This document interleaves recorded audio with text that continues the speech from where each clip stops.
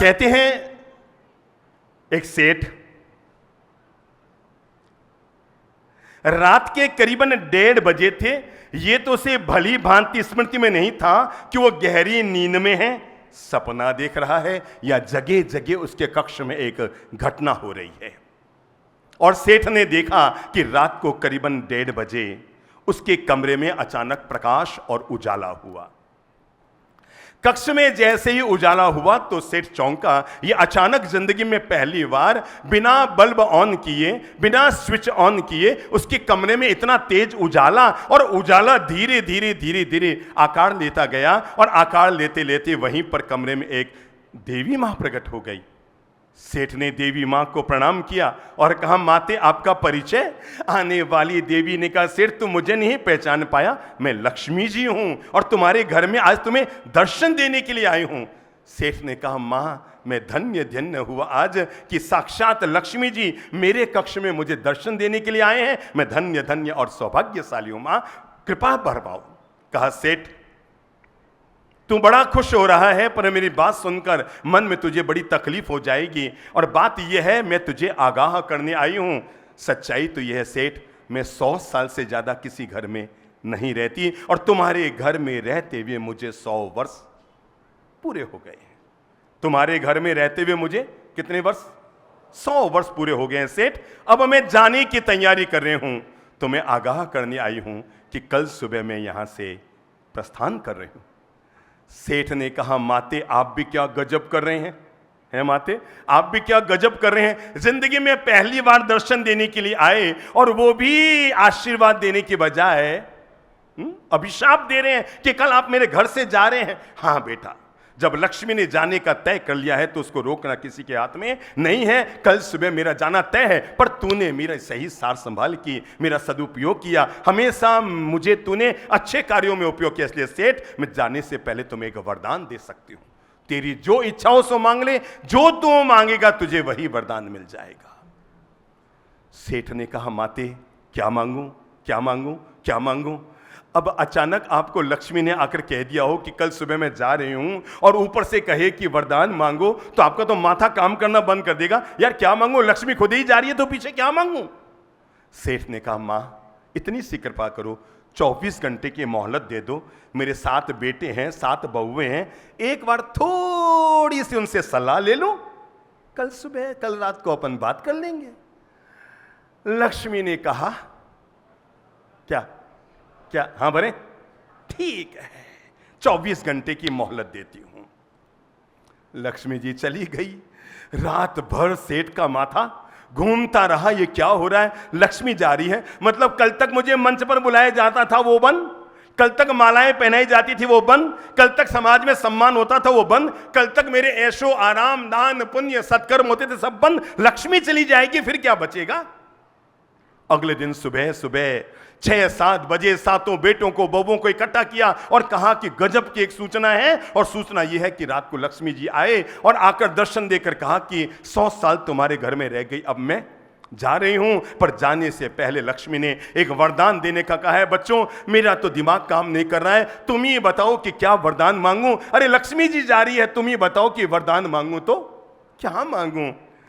बड़े बेटे ने कहा, लक्ष्मी जी जा रही है पापा, लक्ष्मी जी जा रही है। कोई बात नहीं, आप तो उन्हें कह दो जाते तो जाए, पर हमारे घर में खूब सारा सोना बरसा जाए, सोना बड़ा महंगा हो रहा है, तो सोना हमारे घर में भर के चली जाए।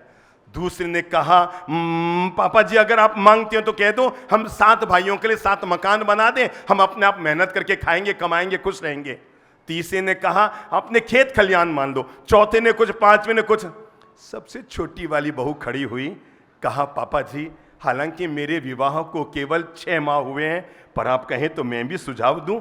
उसने कहा, बेटा बोल दे, अब तू भी बोल दे, मेरा तो दिमाग काम नहीं कर रहा है, तू भी बता दे क्या मांगना चाहिए। उसने कहा, पापा जी एक बात बताओ, लक्ष्मी जी कह रही है कि कल मैं चली जाऊंगी, तो सोना उसके बाद बचेगा। लक्ष्मी जाएगी तो सोना भी साथ चला जाएगा, हीरे जवाहरात भी साथ चले जाएंगे, जमीन जायदाद भी। अरे लक्ष्मी जी जाएगी तो सब चली जाएगी। पापा जी ये सब तो अपन भूल कर रहे हैं। अगर आप मांगना चाहते हो, लक्ष्मी जी अगर वरदान देना चाहती है तो केवल एक वरदान मांग लीजिए, और इतना सा वरदान मांग लो। लक्ष्मी से कहना, माते आपकी जब इच्छा हो तब आप जा सकती हैं, जाने का तय कर लिया तो, पर जाने से पहले इतना सा वरदान दे दो, मेरे सातों बेटे और सातों बहुएं हमेशा एक साथ रहे, हिलमिल जुल कर रहे, एक थाली में खाना खाए, उनमें जीवन भर प्रेम बना हुआ रहे। बस इतनी सी वरदान और दौलत दे जाओ। सेठ समझ नहीं पाया। कोई कहता है हीरे मांगो, कोई कहता है सोना मांगो, कोई कहता है जमीन मांगो, कोई कहता है खेत मांगो, कोई कहता है मकान मांगो। समझ में नहीं आया। सेठ ने भगवान के भरोसे छोड़ दिया कि अब जो प्रभु जी उस समय बुलवा देंगे मांग लूंगा। रात को लक्ष्मी जी प्रकट हो गए। 2 बजे लक्ष्मी जी आए, फिर वही उजाला, फिर वही चमक। लक्ष्मी ने कहा, सेठ हो माते प्रणाम, माते प्रणाम, माते प्रणाम, माते प्रणाम। बोल सेठ क्या चाहिए वरदान। सेठ ने कहा, 1 मिनट ठहरो माते, 1 मिनट ठहरो, मुझे सोचने दो। माँ ने कहा, बेटा मैंने 24 घंटे। अरे माँ 1 मिनट ठहरो ना। ये मांगू, ये मांगू, ये मांगू, ये मांगू। सबसे अंत में सुझाव किसने दिया था? सबसे छुटकी बहू ने। और पता नहीं अंत में दिया गया सुझाव, प्रायः कर सास ससुर बहू का सुझाव मानते नहीं हैं। उनको लगता है ये कल हमारे घर में आई, ये क्या सुझाव देगी। पर कभी कभी जो कल आई ना, वो हमारे कल को सुधार देती है। कभी कभी जो कल आई वो हमारे आने वाले कल को सुधार देती है। और पता नहीं छुटकी वाली बहू का सुझाव सेठ के दिमाग में क्या आया। सेठ के मुंह से निकल गया, माते तुम कल जाती हो तो आज जाओ, तुम्हारी मर्जी, पर जाने से पहले इतना सा वरदान दे दो, मेरे सातों बेटे, मेरे सातों बहुएं साथ में हिलमिल जुल कर रहे, जिंदगी भर एक थाली में खाना खाए, उनमें प्रेम और मिठास रहे, वे जीवन भर प्रेम मिठास और शांति से रहें, एक थाली में खाना खाएं, हिलमिल जुल कर रहे, उनमें प्रेम की संपत्ति हमेशा बनी रहे। बस माँ इतना सा वरदान दे दो। जैसे ही सेठ ने ये बात कही, लक्ष्मी जी ने आंख की त्योरी चढ़ाई और त्योरी चढ़ाकर कहा, सेठ तू बड़ा चालाक निकला। क्या कहा? क्या कहा? बोलो बोलो, मुंह से बोलो, सेठ तू बड़ा चालाक निकला। उसने कहा, माते कैसी बात करते हो, मैंने मांगा क्या आपसे है? न धन मांगी न दौलत मांगी, मैंने 1 ग्राम सोना और 1 ग्राम चांदी आपसे नहीं मांगी, फिर भी आप मुझे चालाक कहते हैं। कहा, सेठ या तो जिसने तुम्हें सुझाव दिया वो बड़ा बुद्धिमान है, या तू खुद बड़ा बुद्धिमान है। सेठ तूने ये वरदान नहीं मांगा, तूने मुझसे ये वरदान नहीं मांगा। सेठ तूने मुझसे ये वरदान नहीं मांगा। सेठ तूने ये वरदान मांगकर 100 साल तक और इस घर में रहने के लिए मुझे मजबूर कर दिया है। 100 साल इस घर में मैं बनी रहूं, ये तूने मुझे मजबूर कर दिया है। सेठ मैं तुझे वरदान नहीं दे रही, केवल वरदान के साथ साथ ये आश्वासन दे रही हूं, जिस घर में ऐसे वरदान फलते हैं उस घर से लक्ष्मी जी कभी बाहर नहीं जाया करते, उस घर से शनि बाहर रहते हैं और लक्ष्मी जी सदा घर के अंदर बसेरा बना कर रहते हैं। ईंट से ईंट मिलती है तो मकान बनता है। बोलो बोलो बोलो बोलो, ईंट से ईंट मिलती है तो मकान बनता है, और भाई से भाई मिले तो परिवार बनता है। कामयाबी बड़ी नहीं होती, कामयाबी बड़ी नहीं होती, उसे पाने वाले बड़े हुआ करते हैं। दरारें बड़ी नहीं होती, उन्हें भरने वाले बड़े होते हैं। रिश्ते बड़े नहीं होते उन्हें, बोलो बोलो, मुंह खोलो, मुंह खोलो, रिश्ते बड़े नहीं होते उन्हें निभाने वाले बड़े होते हैं। कोई टूट जाए तो उसे सजाना सीखो। बोलो, कोई टूट जाए तो उसे सजाना सीखो, और कोई रूठ जाए तो उसे शाबाश इंडिया। कोई टूट जाए तो उसे सजाना सीखो, कोई रूठ जाए तो उसे मनाना सीखो। रिश्ते तो मुकद्दर से बनकर आते हैं, रिश्ते तो स्वर्ग से बनकर आते हैं। आप तो केवल प्रेम से उन्हें निभाना सीखो, प्रेम से उन्हें निभाना सीखो। चलो हम परिवार में प्रवेश करें, उससे पहले एकता का शंखनाद करते हैं। और एकता का शंखनाद करने के लिए, और पंक्ति इतनी सी है, यूं तो हम बूंद हैं। कमर सीधी करो, बगल में जो है ना उसके हाथ में हाथ डालो, और जब मैं बोलूंगा ना तो अपने आप आपके हाथ ऊंचे हो जाएंगे। यूं तो हम बूंद हैं पर मिल जाएं तो सागर हैं। हाथ मिला के आपस में अलग हाथ ना हो, एक दूसरे से हाथ मिलाकर, यूं तो हम बूंद हैं पर मिल जाएं तो, बोलो बोलो पूरे हाथ ऊपर करके, यूं तो हम बूंद हैं पर मिल जाएं तो सागर है, यूं तो हम बूंद हैं पर मिल जाएं तो सागर है, अरे यूं तो हम धागा है पर मिल जाएं तो चादर है, और यूं तो हम धागा है पर मिल जाएं तो चादर है, यूं तो हम शब्द हैं पर मिल जाएं तो शास्त्र है, और यूं तो हम कागज हैं पर मिल जाएं तो किताब हैं, यूं तो हम शब्द हैं पर मिल जाएं तो शास्त्र है, यूं तो हम कागज हैं पर मिल जाएं तो किताब हैं, यूं तो हम ईंट हैं पर मिल जाएं तो इमारत है, और यूं तो हम इंसान हैं पर मिल जाएं तो पूरा भारत है, मिल जाएं तो पूरा, यूं तो हम इंसान हैं पर मिल जाएं तो पूरा भारत। किसी भी इंसान की जिंदगी में अगर सबसे बड़ा किसी चीज का महत्व होता है तो उसके अपने परिवार का होता है। परिवार जहां प्यार है, परिवार जहां अपनापन है, परिवार जहां त्याग है, परिवार जहां सहयोग है, परिवार जहां विश्वास है, परिवार जहां संस्कार है, परिवार जहां मर्यादा है, परिवार जहां प्रेम है, परिवार जहां माधुर्य है, परिवार जहां एक दूसरे के काम आने की आदत है, परिवार जहां स्वार्थ नहीं अपितु सारथीपन है, परिवार जहां भवन नहीं अपितु इंसान की भावनाएं निवास करती है, उसका नाम परिवार होता है। हर किसी व्यक्ति के जीवन का एक सपना होता है कि उसके घर में स्वर्ग बने।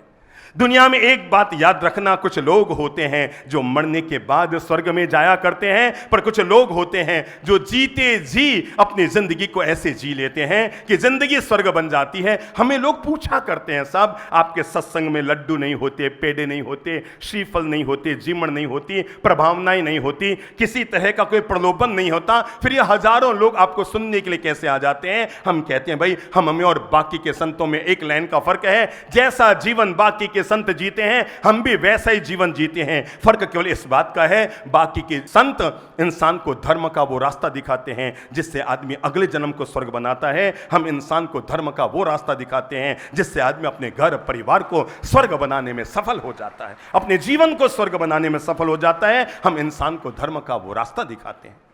थे हम एक शहर में, जब ऐसे ही सत्संग माला पूरी हुई थी 2 महीने की दशहरा मैदान में, और सत्संग माला पूरी होने के बाद 5-7 लोग हमारे पास आए थे और आकर कहा गुरुदेव आपके प्रवचनों ने चमत्कार कर दिया। मैंने कहा मतलब कि साहब मेरी लाइफ सुधर गई। दूसरे ने कहा मेरी लाइफ सुधर गई, तीसरे ने कहा मेरी लाइफ सुधर गई, चौथे ने कहा मेरी लाइफ सुधर गई, पांचवें ने कहा मेरी लाइफ सुधर गई, छठे ने कहा गुरुदेव इन सबको छोड़ो मेरी वाइफ सुधर गई।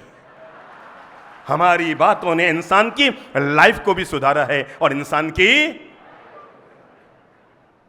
तो ये जो आज अपन अब बातें करेंगे ना परिवार के लिए, जहां बचपन का खेल होता है, युवा अवस्था का संघर्ष होता है, प्रौढ़ अवस्था की जिम्मेदारी होती है और बूढ़ापे का सहारा होता है, उसका नाम परिवार होता है। जहां बचपन के खेल होते हैं, जवानी के संघर्ष होते हैं, प्रौढ़ अवस्था की जवाबदारियां होती हैं और बूढ़ापे का सहारा होता है, जहां संस्कार होते हैं, संवेदनशीलता होती है, सहयोग होता है, भावनाएं होती है, मर्यादाएं होती है, जहां ये सब मिलते हैं। केवल ईंट चूने पत्थर से जिसको बनता है उसको मकान कहते हैं। 3 शब्द ध्यान में लेना, एक है मकान, एक है घर और एक है परिवार। जहां पर आदमी के बीवी बच्चे रहते हैं उसका नाम मकान है, जहां पर माँ बाप को भी सम्मान पूर्वक रखा जाता है उसका नाम घर है, और जहां पर भाई बहन हिल मिल जुल कर गले लग कर रहते हैं उसी का नाम परिवार है। अपने घर को मकान मत बनने दीजिएगा। क्या कहा मैंने? अपने घर को मकान मत बनने दीजिएगा, अपने घर को बना सके तो परिवार बनाइएगा। अपने घर में कभी स्वार्थ पैदा मत कीजिएगा, घर तभी टूटता है। मत कहो जिंदगी में ऐसे कि साहब मकान छोटा था इसलिए भाई भाई अलग हो गए। मकान छोटा था तो मकान बड़े बन सकते थे, भाई भाई इसलिए अलग नहीं हुए कि मकान छोटे थे। सच्चाई तो यह है भाई भाई इसलिए अलग हो गए कि एक दिन दोनों का मन छोटा हो गया था। और जब तक मन आदमी का बड़ा होता है, पहले लोगों के मकान छोटे होते थे पर दिल बहुत बड़े होते थे। पहले लोगों के मकान बहुत छोटे होते थे पर दिल बहुत बड़े होते थे। अब लोगों के मकान बहुत बड़े हो गए हैं पर दिल बहुत छोटे हो गए हैं। पहले पता है एक एक घर में 5-5, 7-7, 8-8, 9-9, 10-10 भाई बहन होते थे। ये गिन गिन कर टापर पैदा करने की परंपरा तो अब पैदा हुई है।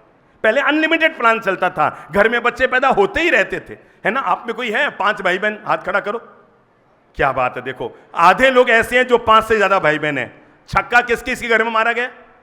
हाँ 6 भाई बहन। 7 वाले अपन ये अंतिम लोग हैं इस युग के हो जो ऐसे हाथ खड़ा कर रहे हैं। 30 साल बाद ये हाथ खड़ा करने वाला कोई नहीं बचेगा। 40 साल बाद के 8 भाई बहन। 8 वाले क्या बात है। 9 भाई बहन सगे। 9 भाई बहन सगे। क्या बात है। 10 के बाद तो बस हुआ होगा नहीं, इतने सारे 10। प्रणाम करो, ताली बजाओ इनके मम्मी पापा के लिए, हाथ खड़ा करने के काबिल रहे हैं? कोई 11 वाला तो नहीं है? 11 सगे हैं। 12 मतलब दर्जन के दर्जन। क्या बात है। क्रिकेट की टीम तो एक घर में होती थी, पूरी टीम घर में होती थी। अरे क्या आदमी पंच बने और सरपंच बने। जिसके घर में 10 भाई हिल मिल कर रहते थे उसको सरपंच बनाया नहीं जाता था, वो लोग जन्मजात सरपंच ही हुआ करते थे। 10 भाई एक साथ है, गांव तो उसके कहने में रहेगा ही रहेगा। मेरे भाई पहले 10-10 भाई होते थे। प्रणाम करो अपने उन पूर्वजों को जिनके मकान कच्चे होते थे पर दिल बहुत सच्चे होते थे। प्रणाम करो अपने महान पूर्वजों को जिनके मकान तो कच्चे होते थे पर दिल बहुत सच्चे होते थे। अरे आज 2 भाई घर में साथ क्या रह जाए, समाज में अगर 10 साल साथ रह जाएं तो लोग उसका उदाहरण देते हैं। ये 2 भाई साथ रहते हैं। जमाना था जब 8-8 10-10 भाई, काका मामा भाई भांजा फूफा फूफी मौसा मौसी अटरम पटरम खटरम, ये तो फ्री में आया करते थे और घर भरा भरा रहता था। फिर भी घर में जगह थी क्योंकि दिल बड़े थे। और आज अगर एक मेहमान घर में आ जाए, पहले लोग खाना बनने के बाद इंतजारी करते थे कोई आए तो फिर हम खाएं। अब लोग इंतजारी करते हैं ये जाएं तो पीछे हम खाएं। पहले लोग लिखते थे स्वागतम और अब घर के बाहर लिखा रहता है अमीरों के बाहर सावधान। इस घर में क्या गजब अंतराल आया है मेरे भाई। आज हम घर और परिवार में चलते हैं, प्रेम और मिठास बोलते हैं, घर को स्वर्ग बनाना चाहते हैं। मैं सबसे पहले इतिहास की 2 महान कहानियां आपके दिलो दिमाग में ला रहा हूं, जिसे एक कहानी को हम रामायण कहते हैं जिसके महान पात्र हैं भगवान श्री राम, और हम दूसरी कहानी को महाभारत कहते हैं जिसके पात्र पांडव कौरव पर उसके महान मुख्य पात्र हैं भगवान श्री कृष्ण। पर मैं आपको कैसे बताऊं, दोनों ही भाई भाई की कहानियां हैं। पक्की बात, यस नो? यस। दोनों ही राजपाट की कहानियां हैं, दोनों ही वनवास की कहानियां हैं। यहां 14 साल राम वनवास में गए, वहां 13 साल कौन? पांडव वनवास में गए। दोनों राजपाट की कहानियां हैं, दोनों भाई भाई की कहानियां हैं, दोनों राज रानियों की कहानियां हैं, दोनों ही इक्ष्वाकु वंश और क्षत्रिय कुलों की कहानियां हैं। पर मैं आपको बता दूं, फर्क एक लाइन का है। भगवान राम की कहानी इसलिए रामायण बन गई, घर घर में पूजनीय बन गई, क्योंकि वहां पर भाई भाई की कहानी है। महाभारत की कहानी इसलिए हमारे लिए अनादरणीय बन गई क्योंकि वो भी भाई भाई की कहानी है। शब्द एक ही फर्क रहा, रामायण में भाई भाई के लिए लुटा रहा है। शब्द बोलो, शब्द कमर सीधी करो, अपना मुंह खोलो। रामायण इसलिए धरती के लिए आदर्श बन गई। आप इसे कम मत समझिएगा कि जब देश में धारावाहिक रामायण आई थी तो उस समय यह मत समझना कोई रामानंद सागर जी का चमत्कार हुआ था कि टीवी का चमत्कार हुआ था। यह भगवान श्री राम के पारिवारिक जीवन के महान व्यक्तित्व की कहानी थी कि देश में चलती हुई ट्रेनें रुक जाती थी, हवाई जहाजों के समय बदल जाते थे, सत्संग संतों के सत्संग की कथाओं के समय बदल जाते थे, लोगों को परिवार का प्रेम इतना अच्छा लगता था। रामायण इसलिए रामायण बन गई क्योंकि वहां पर भाई भाई के लिए लुटा रहा है। फिर बोले एक बार, रामायण में भाई भाई के लिए, महाभारत में भाई भाई को लूट रहा है। जहां लूटने की बात शुरू हो जाती है उसी का नाम महाभारत है, जहां पर लुटाने की बात शुरू हो जाती है इसी का नाम रामायण है। आपको पता है, रावण जब मर रहा था तो मरते मरते रावण ने भगवान श्री राम से कहा था कि हे राम, मेरे मरने के बाद जब अयोध्या चले जाओ और राज सिंहासन पर बैठ जाओ, तब एक बार आंख बंद करके जरूर सोचना, युद्ध में तुम जीते और मैं हारा। संभव नहीं था रावण को हराना, रावण को मारना। अरे जिसकी काख में शनि रहता है और पांव के नीचे यमराज रहता है, और नवग्रह को तो मैं मुट्ठी में बांध कर रखता हूं। और राम, तुम तो महादेव की पूजा करते हो और मैं महादेव को अपने कहने पे चलाता हूं, पर मैं हारा और तुम जीते। इसके पीछे राम केवल तुम अकेले नहीं थे, इसके पीछे भाई भाई की कहानी है। राम, तुम इसलिए जीत गए क्योंकि तुम्हारा भाई तुम्हारे साथ था, और मैं इसलिए हार गया क्योंकि मेरा भाई मेरे खिलाफ था। जो लोग इस घटना से जीवन का पाठ पढ़ लेंगे, मैं समझता हूं वे लोग जिंदगी में अपने घर को स्वर्ग कैसे बनाया जाए ये पाठ अपने आप पढ़ लेंगे। मेरे भाई, लोग तो शमशान में भी रहते हैं और लोग हमारे घर में भी रहते हैं। शमशान में गए हैं तो आपने देखा होगा, शमशान में जहां पर लोग रहते हैं उनको कब्रें कहा जाता है। क्या कहते हैं, मुंह से बोलो? कब्रें। ये कहते हैं ना, कब्रों में लोग हैं। शमशान में लोग कब्रों में रहते हैं और घर में लोग कमरों में रहते हैं। फर्क समझना, शमशान में लोग कब्रों में रहते हैं और घर में लोग कमरों में रहते हैं। फर्क इतना सा है, बताऊं? शमशान में जो लोग रहते हैं कब्रों में, क्या वो सुबह सुबह गले मिलते हैं? Yes no? क्या वो एक दूसरे को प्रणाम करते हैं? क्या वो एक दूसरे के लिए मुस्कुराते हैं? क्या वो एक दूसरे के लिए दुआ करते हैं? क्या वो एक दूसरे का स्वागत करते हैं? क्या वो एक दूसरे के काम आते हैं? Yes no? नो। कब्रों में लोग रहते हैं, न मिलते हैं, न जुलते हैं, न मुस्कुराते हैं, न काम आते हैं। अब जिन घरों में, कमरों में भी ऐसे ही लोग रहते हैं जो आपस में मिलते नहीं, मुस्कुराते नहीं, काम आते नहीं, मुंह चढ़ाकर बैठे रहते हैं, मुंह फुलाकर बैठे रहते हैं, मुंह सुजाकर बैठे रहते हैं, मुंह घुमाकर बैठे रहते हैं। मुझे एक बात बताओ, फिर कमरों में और कब्रों में क्या फर्क है? एक बार आत्मचिंतन करो, फिर कमरों में और कब्रों में क्या फर्क है? आओ हम अपने घर में प्रेम की दौलत लाते हैं। जैसे वो पर्स जिसमें पैसा न हो, वो नदी जिसमें पानी न हो। मुझसे बोलो, वो पर्स जिसमें पैसा न हो, वो नदी जिसमें पानी न हो, काम की है कि बेकार है? बेकार है। बिना पैसे का पर्स और बिना पानी की नदी बेकार होती है। मैं आपको बता दूं, ऐसे ही बिना प्रेम का परिवार सूना और बेकार होता है। हम अपने अपने घरों में चलते हैं, घर को स्वर्ग बनाने की कोशिश करते हैं। और कोई भी व्यक्ति अगर अपने घर को स्वर्ग बनाना चाहता है, घर में प्रेम और मिठास घोलना चाहता है, बहुत सीधी सादी बातें हैं। जब मैं ये सब बातें आपसे कहूंगा ना, तो आपको लगेगा हाँ यार, हम थोड़ा सा दिल अगर बड़ा कर लेते। क्या कर लेते? थोड़ा सा दिल अगर बड़ा कर लेते। कई बार ऐसा लगा था कि जैसे हम आधा मिनट का धैर्य रख लेते तो हमारा परिवार टूटने से बच जाता। कई बार ऐसा लगता है हम थोड़ा सा दिल बड़ा कर लेते तो हमारे परिवार में विखंडन होने से रह जाता। कई बार ऐसा लगता है अगर हम एक छोटे से शब्द को सॉफ्ट और शांति से बोल जाते तो शायद हमारे परिवार को हम बचा लेते। अरे क्या फर्क पड़ जाता है अगर आपने धीमे से भी अपने परिवार की टूटन को बचाने के लिए, अपने परिवार को रिश्ते से बचाने के लिए, अपने परिवार को टकराव से बचाने के लिए, अपने परिवार को विघटन से बचाने के लिए, अपने परिवार को टूटने और फूटने से बचाने के लिए अगर आपने कभी छोटा सा एक शब्द किसी के कान में बोल दिया होता, सॉरी, शायद आपका टूटता परिवार बच जाता। एक छोटा सा शब्द आपने बोल दिया होता। ये जैन समाज ने अभी पर्युषण पर्व की आराधना की है, और ये पर्युषण पर्व क्या है? टूटे हुए रिश्तों को सांधने का प्रयास है, फटे हुए रिश्तों को जोड़ने का प्रयास है। दरार जहां आ चुकी है, दूरियां जहां आ चुकी है, बातों से, शब्दों से, वचन से, व्यवहार से, रिश्तों में जहां पर खटास घुल गया है, मेरे भाई, घर में बड़ा वो नहीं होता जो खटास घोला करता है। खटास तो हर कोई घोलने में भूमिका अदा कर दे।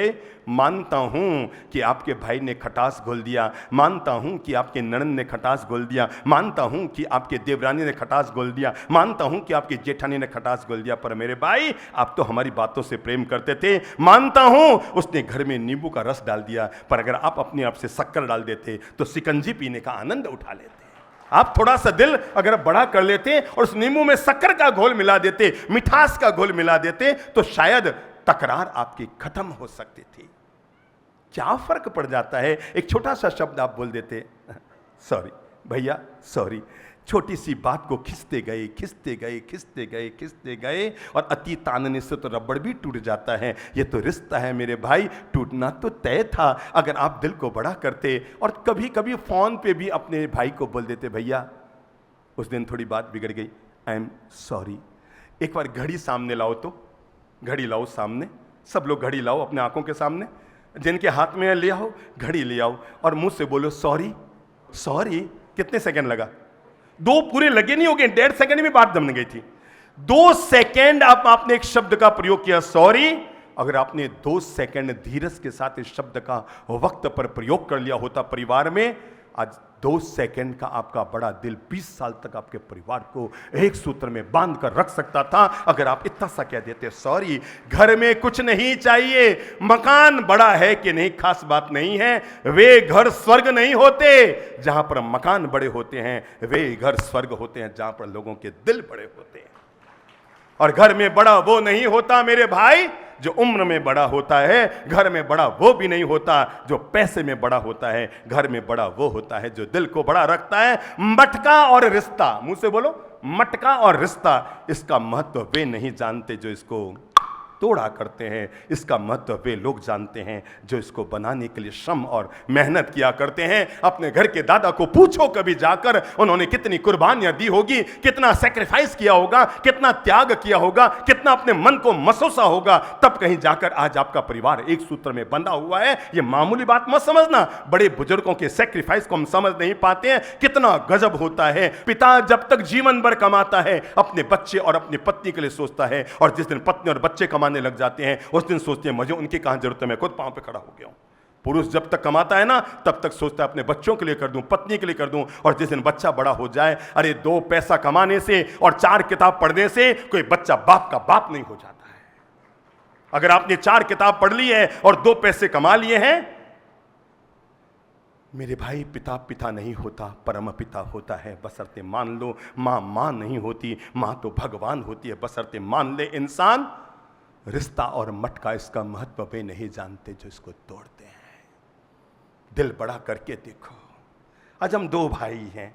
अब ये मत समझना कि हमारे प्रवचन हमारी पहचान है, कोई भी दे सकता होगा। अब ये भी मत समझना कि हम कोई बहुत बड़े अमीर घर से संत बनकर आए हैं। अब ये भी मत समझना कि हमारे लिए इतने बड़े बड़े पंडाल बनते हैं और 36 कौम के लोग सुनने आते हैं। हमारे व्यक्तित्व की ये पहचान नहीं है। जिंदगी में हमारी कोई ताकत है तो हमारे वचन, हमारे प्रवचन नहीं। जिंदगी में हमारी ताकत हम भाई भाई के आपस का प्रेम है, जिस प्रेम के चलते जहां जाते हैं परमात्मा हम पर कृपा करता है। भाई भाई का प्रेम है, और ये प्रेम जिंदगी में भगवान से हम हमेशा कहते हैं, भगवान जिंदगी में जो छीनना हो सो छीन लेना, तेरी दी हुई कृपा है, तू मालिक है, जो लेना हो ले लेना, पर एक चीज हमसे कभी मत छीनना, वो है भाई भाई का प्रेम मत छीनना। इसके लिए जो कुर्बान कर दो कुर्बानी है। अभी 2 साल पहले हम राजस्थान मेवाड़ के उदयपुर में थे, 2 परिवार का झगड़ा हमारे सामने आया। लोग 2 भाइयों को हमारे सामने लेकर आए और कहा सब बंटवारे को लेकर इनके घर में दरार हो गई है, भाई भाई बंटवारे को लेकर आपस में लड़ रहे हैं, बाप जी आप समाधान कर दो। मैंने कहा भाई साहब ये बंटवारे में हम संतों को मत डालिए। कहा नहीं नहीं नहीं नहीं गुरुदेव, अगर आपने हाथ नहीं डाला तो इनका बंटवारा कोई कर ही नहीं सकता है। अरे मैंने कहा भाई हम बंटवारे में कहाँ हाथ डाले? नहीं नहीं गुरुदेव, इन दोनों भाइयों में इस बात को लेकर बहुत जद्दोजहद हो गई है और अब आप ही इनका बंटवारा कर सकते हैं, आप इनका बंटवारा कर दो। बैठो। हमने कहा भाई हमने जिंदगी में और कोई काम किया कि नहीं किया? हजारों मंदिर तो हमने नहीं बनाए मेरे भाई, हजारों गौशालाएं तो हो सकते हमने नहीं बनाए मेरे भाई, हजारों थानक और उपाश्रय तो हमने नहीं बनाए मेरे भाई, पर हमने जिंदगी में एक काम जरूर किया है, लाखों टूटे हुए घरों को हमने आपस में जोड़ने का काम जरूर किया है। हमने घर घर को मंदिर बनाने का सौभाग्य जरूर लिया है। जो बच्चे अपने माँ बाप से जुदा हो गए थे उनको माँ बाप के चरणों में वापस भेजने का आनंद जरूर हमने लिया है। कहने लगे बाप जी दोनों भाइयों में बंटवारा। मैंने कहा बात क्या है? एक ने कहा बाप जी 70 और 30 का रेशो का फर्क आ रहा है। क्या दोनों भाइयों भाई में 70 और 30 का रेशो का फर्क आ रहा है? मैंने कहा भाई साहब जब बात बंटवारे की आ रही है तो बराबर की बात करो, ये 70 और 30 का फर्क ये मत करो। उन्होंने दोनों का नहीं बाप जी ये नहीं होगा, 70 और 30 का रेशा रहेगा, बड़ा भी अड़ गया 70 और 30 और छोटा भी अड़ गया। मैं भाई साहब माजरा क्या है आप लोगों का? तो छोटे भाई ने कहा गुरुदेव मैं चाहता हूं संपूर्ण संपत्ति का 70% बड़े भाई को मिले और 30% मुझे मिले। बड़े ने बीच में बात काटी, गुरुदेव बिल्कुल नहीं होगा, 70% इसको मिले और 30% मुझे मिले। बात गले नहीं उतर रही है ना? मुझे पता है आप अभी तक इतना बड़ा दिल भी नहीं दिखा सकते, है ना? पता है मुझे, इतना बड़ा भी दिल हमारा नहीं है। बड़ा भाई कहता है 70 छोटे का 30 मेरा, और छोटा कहता है 70 बड़े का और 30 हमने कहा भाई साहब माजरा क्या है? कहने लगे गुरुदेव दरअसल बात ये है।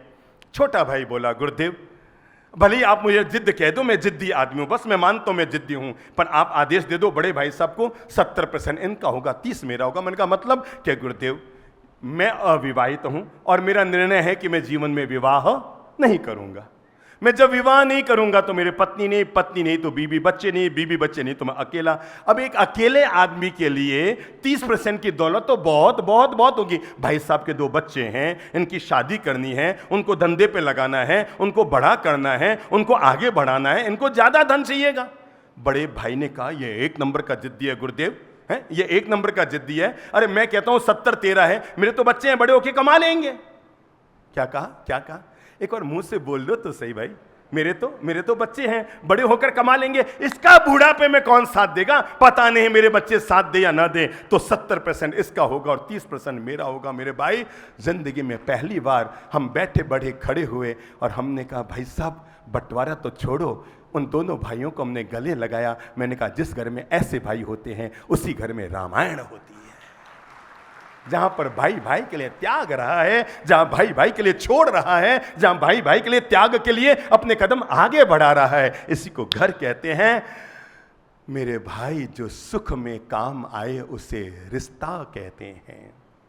बोलो, जो सुख में काम आए उसे रिश्ता कहते हैं, पर जो परिवार के दुख में काम आए उसे फरिश्ता कहते हैं। अपने घर में केवल रिश्तेदारी मत रखिए, वक्त पड़ने पर फरिश्ता बनने का भी आनंद उठाइए। अपने वे नहीं होते जो तस्वीर में हमारे साथ होते हैं। बोलेंगे आप लोग? हमारी बातें बोल लो, काम आएगी। हम तो 2 महीना बाद इस शहर से चले जाएंगे, पर ये ज़हन में बातें अगर उतर गई ना, जिंदगी जन्नत बन जाएगी। अपने वे नहीं होते जो तस्वीर में हमारे साथ होते हैं, अपने वे होते हैं जो तकलीफ में भी हमारे साथ होते हैं, जो दुख दर्द में भी हमारे साथ होते हैं, वे हमारे अपने होते हैं।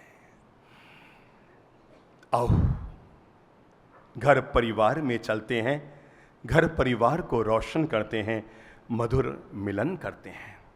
और परिवार में जोड़ने के लिए अगर छोटे छोटे मंत्र आपको चाहिए तो मैं कुछ प्यारे से मीठे से छोटे छोटे मंत्र आपकी झोली में डाल रहा हूं। और पहला मंत्र है, दिलो दिमाग में नोट कर लेना, कागज में नोट कर लेना। और पहला मंत्र आपको दे रहा हूं, घर को केवल घर मत मानिए, घर को भगवान का मंदिर मानने की कोशिश कीजिए। केवल उस मंदिर में धर्म मत कीजिए जहां पर आप 15 मिनट रहते हैं, उस घर से अपने धर्म की शुरुआत कीजिए जहां पर आप 24 घंटे रहते हैं। अपनी धर्म की शुरुआत उस घर से कीजिए और पहला काम कीजिए, अपने घर को केवल घर मत मानिए। अगर मान सकते हैं तो अपने घर को क्या मानो? बोलो बोलो बोलो बोलो, भगवान का मंदिर मानिए। और मंदिर में विराजमान जो सबसे पहली तस्वीर, जो हमारी तकदीर बनते हैं, वो हमारे अपने माता पिता है। प्लीज उनके मान सम्मान और गौरव में कभी कमी मत आने दीजिए। अगर आप हमसे धर्म की पहली सिखावन लेना चाहते हैं मेरे भाई, मुझे नहीं पता हम मंदिर में जाते हैं तो मंदिर में कितने भगवान होते हैं, जरूर होते हैं, पर मैं आपको बता दूं, एक जीते जागते भगवान को जब प्रणाम लेना होता है तो भगवान मंदिर में विराजमान होता है।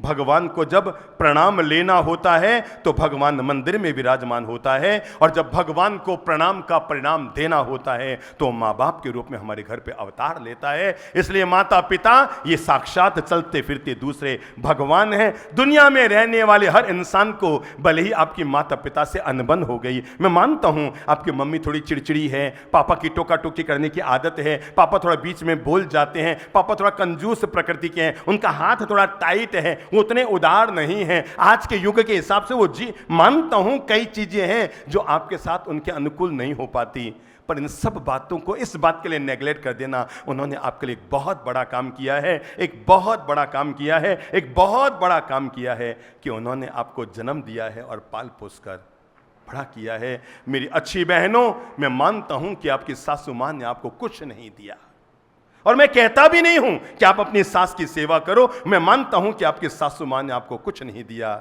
पर एक लाइन बता दूं, एक चीज तो दुनिया में केवल आपकी सासू मां ने दी है, और वो जो अंगुली लाओ तो, यहाँ अंगुली लाओ तो, ये क्या? सिंदूर।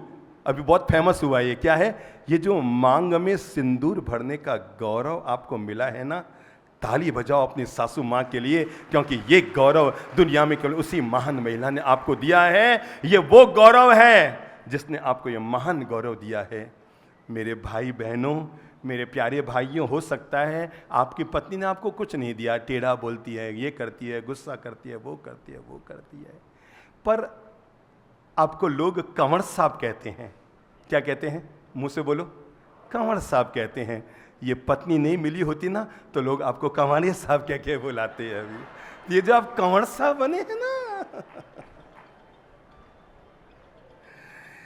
नारियां बड़ी महान होती है। ये है तो घर है, ये है तो घर का दर है, ये है तो घर स्वर्ग है, ये है तो घर जन्नत है। इसलिए आपको पता है नारी को गृहिणी कहा जाता है। आपको मालूम है गृहिणी का मतलब क्या होता है? पूरा घर जिसका ऋणी उसका नाम गृहिणी। पूरा घर जिसका, बोलो बोलो, ऋणी, जिसके अवदानों से पूरा घर ऋणी हो जाता है, वो घर की गृहिणी होती है। तो घर में सबसे पहले आदरणीय, मैं कुछ रिश्तों को आपसे जोड़ रहा हूं और पहला घर को स्वर्ग बनाने के लिए पहला मंत्र दे रहा हूं। घर में जो सबसे आदरणीय हैं, हमारे पूज्य माता पिता। मेरी अच्छी बहनों, कुछ मत करो। मैं नहीं कहता कि आप सास ससुर की सेवा करो, क्यों करो भाई, उन्होंने आपको दिया क्या है? पर इतना सा ध्यान रखो, जिस महिला को जितने साल का पति मिला है, दुनिया में कोई भी महिला अपने पर ऋण और कर्ज नहीं रखती ना। तो एक काम करो मेरी अच्छी बहनों, जिस महिला को जितने साल का पति मिला है, ये जो मोबाइल हाथ में लेके बिटिया खड़ी है ना बहन, हाँ खड़े हो जाओ, हाँ हाथ में रखो मोबाइल, बंद मत करो। आप विवाहित हैं? हाँ बहन आप विवाहित हैं? आपका विवाह हुआ तो आपके पति कितने साल के थे? 25। ठीक है, कुछ मत करना, सास का कर्ज सर पर न रह जाए, उतार लेना। और एक काम करना, आपकी सास ने आपको 25 साल का पति दिया है, आप 25 साल तक उनकी सेवा कर लेना, अपना कर्ज उतारने का सौभाग्य प्राप्त कर लेना। जितना उन्होंने हमें निभाया, बोलो मुंह से, जितना उन्होंने हमें निभाया उतना उन्हें निभाएं, आओ हम अपने फर्ज निभाएं। तो जितने साल का पति मिला है ना, उतने साल उनको निभा देना। मेरे भाई, लॉयंस क्लब का मेंबर बाद में बनिएगा, रोटरी क्लब के मेंबर बाद में बनिएगा, किसी माहेश्वरी समाज के मेंबर बाद में बनिएगा, किसी जैन सेवा संघ के मेंबर बाद में बनिएगा, किसी अग्रवाल समाज के मेंबर बाद में बनिएगा, किसी लोक कल्याणकारी समिति के मेंबर बाद में बनिएगा, किसी राजस्थानी समाज के मेंबर बाद में बनिएगा। अगर बन सकते हैं तो घर के मेंबर पहले बनकर अपने माँ बाप का बुढ़ापे में संभाल लेना, दुनिया के सारे मेंबरशिप पूरी हो जाएगी। पहला काम यह नहीं है कि आप रोटरी क्लब के गवर्नर बने और लायंस क्लब के प्रांतपाल बने। पहला धर्म आपका यह है, आप अपने घर के मेंबर बने और घर के बूढ़े दादा दादी और मम्मी पापा की सेवा को अपने जीवन का सौभाग्य माने। अरे जब तक आपकी किस्मत है ना, तब तक वो घर में है। मुझे किसी ने पूछा था कि साहब, महिला तब सौभाग्यवती कहलाती है जब तक उसका, बोलो बोलो, मुंह खोलो, आप में कौन कौन है विवाहित है? शाबाश इंडिया, पूरा शहर। महिला तब तक सौभाग्यवती है जब तक उसका पति है। तो बाबो ये तो बताओ कि पुरुष कब तक सौभाग्यशाली रहता है? ये महिलाओं के लिए कहते हैं अखंड सौभाग्यवती भव।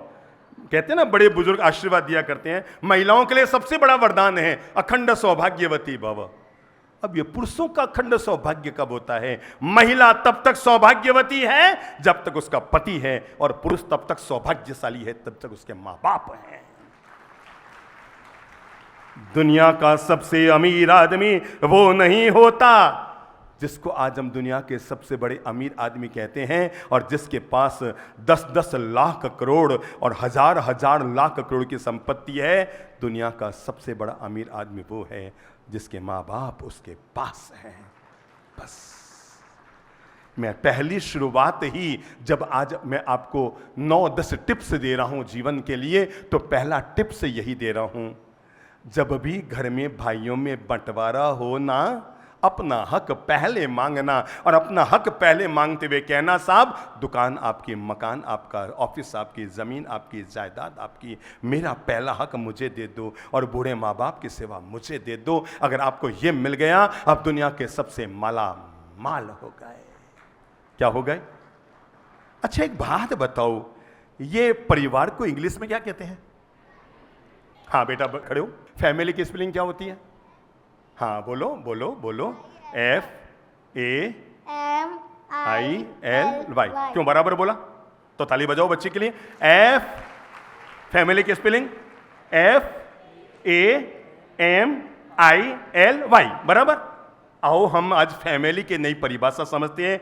एग्जीबिशन ग्राउंड में जब 60 दिन की सत्संग माला का समापन हो रहा है, हम अपने परिवार के लिए एक रंगा उत्सव का आयोजन करते हुए आज फैमिली की नई परिभाषा लेते हैं। F for father, A for and, F for father, A for and, M for mother, I for I, L for love, Y for you. Father and mother, बोलो बोलो। फादर एंड मदर, दोबारा बोलो। Father and mother, I love you, this is the meaning of family. जहां पर व्यक्ति अपने प्रेम प्यार की शुरुआत अपने माँ बाप से करता है, उसका नाम परिवार होता। गेल्ले होते हैं लोग, छुप छुपा कर कहीं कोने में जाते हैं और किसी को बोलते हैं आई लव यू। अरे गेल्ला है? बोलना है तो अपने दादा सा के गले लगकर बोलना, दादा सा आई लव यू। अरे बोल दोगे ना और उनका हाथ आपके सर पर आ गया तो तकदीर खुल जाएगी तेरी। एक बार बोल के देख ले। और जहां तो छिप छिपा के बोल रही है ना आई लव यू, का तकदीर फूट जाएगी। पता नहीं कहां गर्त में जाकर जिंदगी पूरी होगी। बोलना है तो दादा दादी को बोलो ना आई लव यू। एक बार बोल के तो देखो, अगर किस्मत के बंद दरवाजे न खुल जाए तो मुझसे कहना।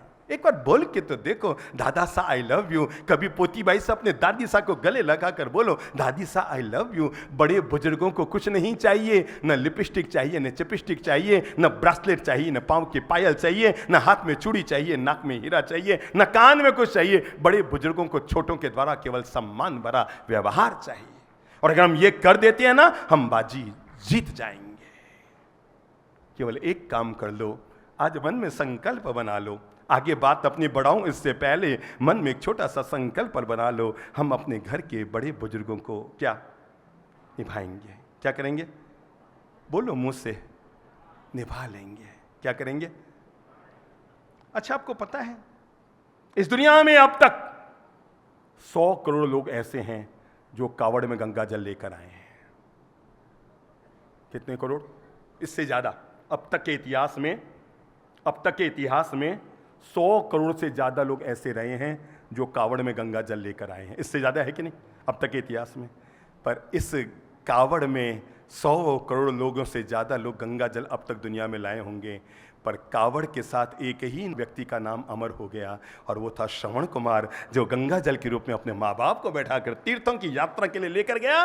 कावड़ की यात्रा तो सब करते हैं, पर श्रवण कुमार धरती पर इसलिए अमर हो गया क्योंकि उसने कावड़ में केवल गंगा जल नहीं लिया था, साक्षात गंगा स्वरूप अपने माता पिता को विराजमान करके तीर्थ की यात्रा कराई थी। मेरे भाई, पहला फर्ज अपने घर में यही निभा लो। घर के जो बड़े बुजुर्ग हैं ना, उनकी सेवा शुश्रूषा को अपने जीवन का धर्म बना लो। कर्तव्य पालन के लिए अपने कदम बढ़ा लो। यह इस देश का दुर्भाग्य होगा कि अगर आपकी माँ, आपके पापा, आपके दादा दादी अगर अपने ही घर में वंचित जिंदगी जीते हो। पता है जिंदगी में आदमी सबसे ज्यादा कब दुखी होता है?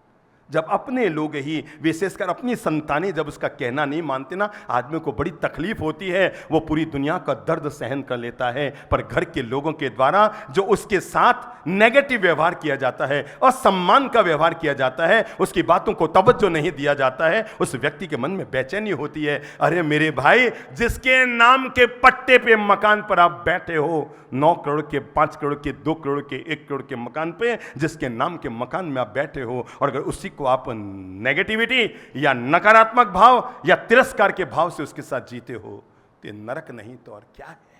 मुझे किसी ने पूछा था कि साहब, ये जिनके मम्मी पापा वृद्धाश्रम में रहते हैं, उनको दुनिया से जाने के बाद सूतक कितने दिन का होता है? आप लोग सूतक समझते हैं सब लोग? किसी के मृत्यु के बाद सूतक होता है ना, समझते हैं सब लोग? जन्म के बाद सूतक, मृत्यु के बाद सूतक, समझते हैं? दुनिया में 2 चीज होती है, एक तो सूतक और एक ग्रहण। एक तो ग्रहण होता है सूर्य ग्रहण, क्या? सूर्य ग्रहण। दूसरा चंद्र ग्रहण। कहते हैं सूर्य ग्रहण का प्रभाव 12 घंटा, 16 घंटा, 24 घंटा रहता है। चंद्र ग्रहण का प्रभाव 12 घंटा, 16 घंटा, 24 घंटा रहता है। एक जीवन में तीसरा ग्रहण और लगता है जिसका नाम होता है पाणी ग्रहण। कौन सा ग्रहण? आप लोग नहीं समझते हैं? नहीं समझते हैं? आपने एक बार यूं किया था ना? किससे किया था? मैं आज तक समझ नहीं पाया, ये लोग शादी करते हैं तो ये हाथ में हाथ क्यों मिलाते हैं? जब मैं बच्चा था ना, 8-9 साल का था, तो शादियां देखा करता था। मैं देखता था लड़के लड़की की शादी होती है, हाथ मिलाते हैं। मुझे बड़ा मन में आता था ये हाथ क्यों मिलाते हैं। आज पता लगा, दो पहलवान जब भी अखाड़े में उतरते हैं पहले हाथ ही मिलाते हैं। आओ भाई अब कुश्ती लड़ेंगे, ठीक है ना। तो तीसरा हो जाता है पाणी ग्रहण। इसका सूतक उसी दिन लग जाता है जिस दिन रिश्ता तय होता है। हाँ, तो अपन थे वृद्धाश्रम में, जिनके माता पिता का स्वर्गवास हो जाता है, उनका सूतक कितने दिन का होता है? मुझे आकर किसी ने पूछा। मैंने कहा भाई, जो घरों में स्वर्गवास होता है, कुछ परंपराओं में 3 दिन, कहीं पर 5 दिन, ज्यादा से ज्यादा 12 दिन तक का सूतक माना जाता है। इसके आगे सूतक नहीं चलता। पर जिनके माँ बाप का स्वर्गवास वृद्धाश्रम में होता है, उनके घर में सूतक तब नहीं लगता जब वहाँ उनका स्वर्गवास होता है। उनके घर में सूतक उसी दिन से आजीवन शुरू हो जाता है जिस दिन माँ बाप वृद्धाश्रम में भेज दिए जाते हैं। आजीवन वहाँ पर सूतक शुरू हो जाता है। उस घर का पानी पीना भी किसी व्यक्ति को नहीं कलपता है।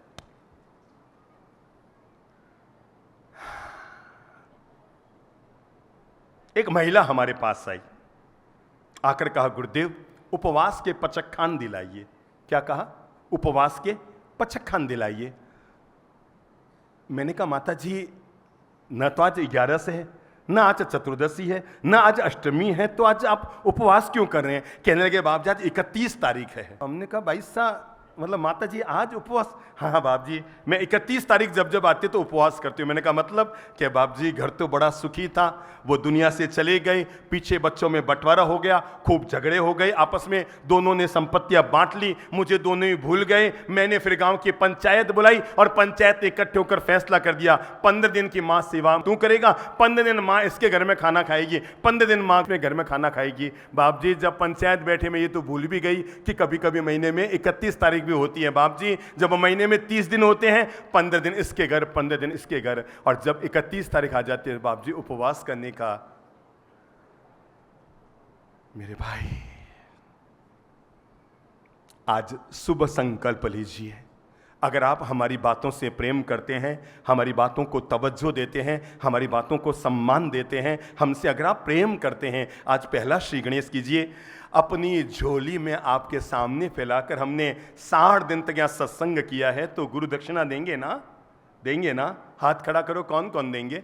गुरु दक्षिणा देंगे ना? आपको ये तो पता है चंद्रप्रभ ललितपुर महाराज कभी जिंदगी में पैसे की बात नहीं करते। उनको धन नहीं चाहिए, उनको इंसान का अच्छा मन चाहिए। अगर आप हकीकत में हमें गुरु दक्षिणा देना चाहते हैं तो मैं झोली फैलाकर आपसे गुरु दक्षिणा मांगता हूँ।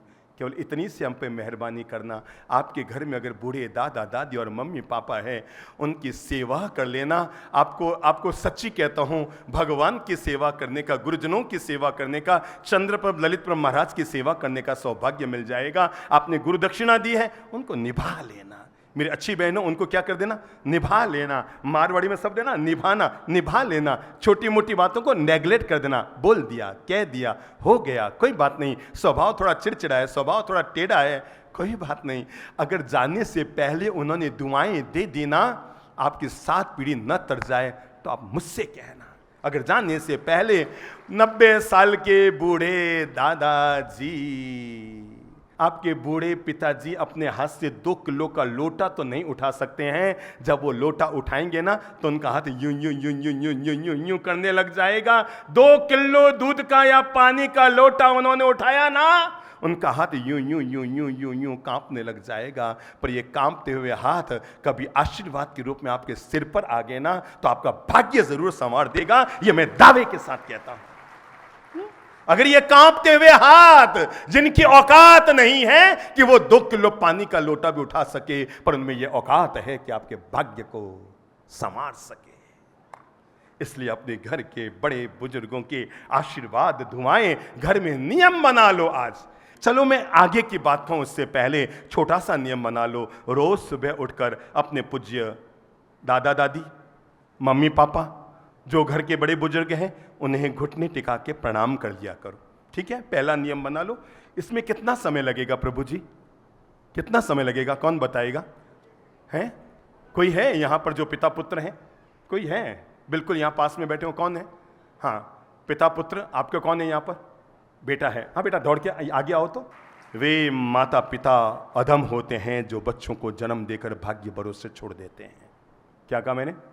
वे माता पिता अधम होते हैं जो जन्म देकर बच्चों को भाग्य भरोसे छोड़ देते हैं। वे माता पिता मध्यम होते हैं जो बच्चों को बहुत सारा धन देते हैं। वे माता पिता पूज्य और महान होते हैं जो अपने बच्चों को वसीयत में संस्कारों की दौलत देकर जाते हैं। मेरे भाई, अपने बच्चों के लिए विल छोड़कर मत जाना। अगर छोड़ सको तो अपने बच्चों के लिए गुड विल छोड़कर जाना, ताकि बच्चों का भविष्य उज्जवल बन सके। हाँ बेटा, मुझे बताएंगे, अगर आप अपने पिताश्री को अभी प्रणाम करेंगे, घड़ी देखो, कोई घड़ी देखो तो कितना समय लगता है?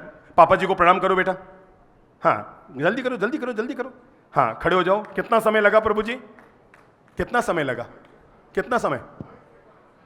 5 सेकेंड, 6 सेकेंड, 7 सेकेंड, 8, 10, बस, है ना? 10 सेकेंड लगे। पर मैं आपको कैसे बताऊं, आपने 10 सेकेंड में जिंदगी में जो सबसे बड़ी काम आती है, दुआ की दौलत, वो आपने प्राप्त कर ली। या तो जिंदगी में किसी की दुआएं काम नहीं करती, या तो जिंदगी में किसी की दुआएं काम नहीं करती, और अगर करती है तो सबसे पहले आदमी के मां बाप की दुआएं काम करती है, क्योंकि उनसे इंसान का खून का रिश्ता है। सबसे पहले आदमी की माता पिता की दुआ काम करती है, जिससे आदमी का दिल का, आत्मा का, खून का, रूह का रिश्ता है। इसलिए सौभाग्यशाली होते हैं वे लोग जो सुबह उठकर अपने माता पिता को श्रद्धापूर्वक प्रणाम करने का गौरव हासिल करते हैं। हाथ जोड़ो, पहले ही शुरुआत करते हैं, श्री गणेश करते हैं। घर को स्वर्ग बनाने का पहला टिप्स, जिनके माता पिता ऊपर चले गए वो तस्वीर के सामने करें, और जिनके माता पिता धरती पर हैं वो श्रद्धापूर्वक प्रत्यक्ष में उनको करें। और सुबह उठकर रोज अपनी सुबह की शुरुआत किससे कीजिए? किससे कीजिए? प्रणाम से कीजिए। याद रखना, जो व्यक्ति सुबह उठकर अपने माँ बाप के सामने घुटने टिका देता है, उस व्यक्ति को जिंदगी में किसी और के सामने घुटने टिकाने की जरूरत नहीं पड़ती। उसको नहीं देखा हमने कभी, पर उसकी जरूरत क्या होगी? हे माँ, तेरी सूरत से अलग भगवान की सूरत क्या होगी? उसको नहीं देखा हमने कभी। आप में कौन कौन है जिनके भीतर आत्मा है? मैंने सुना है गीता कहती है आत्मा अमर है ना? मुझे लगता है आजकल लोगों की आत्माएं तो मर रही है। आजकल लोगों की आत्माएं मर रही है। कहे का उपयोग, कहे का प्रभाव नहीं आ रहा है। हाथ जोड़ो। पहला संकल्प, जिनके माता पिता जीवित हैं वो जीवित माता पिता को भगवान मानकर चलेंगे, और जिनके माता पिता ऊपर चले गए।